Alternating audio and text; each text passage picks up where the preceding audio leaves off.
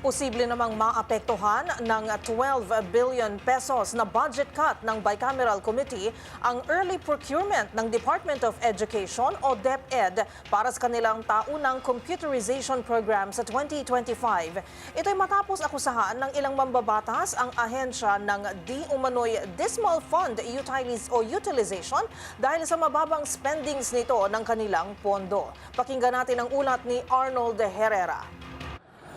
Malaking pinsala ang iiwan ng 12 billion pesos na itinapyas ng Bicameral Committee mula sa pondo ng Department of Education o DepEd para sa taong 2025.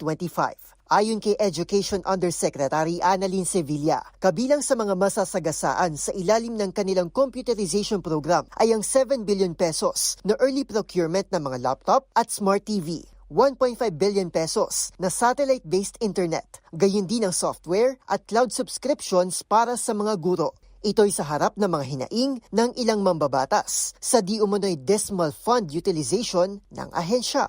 Pero paglilinaw ni Sevilla. Aaminin namin sa amin din yung report. Kaya lang siguro iba yung cut-off po na hawak nila na report. June 30 po yung report na kanila pong pinagbasehan at tama po noong June 30, malaki pa po ang aming hahabulin. 11% lang yung utilization namin 6 months ago.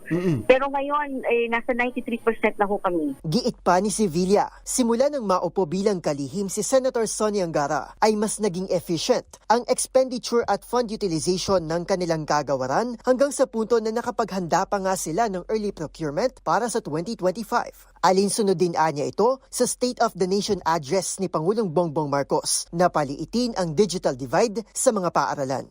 Ngayong 2024, nasa 18 billion pesos pa ang computerization fund ng DepEd, kung saan nasa 10 bilyong piso mula rito ay na-accumulate mula sa nakalipas na taon. Malaki naman ang pasasalamat ng ahensya kay Pangulong Bongbong Marcos sa pangako nito na gagawin ang lahat para maibalik ang nawalang pondo ng DepEd. Para sa MBC TV Network News, ito si Arnold Herrera. Una sa Pilipinas, una sa Pilipino.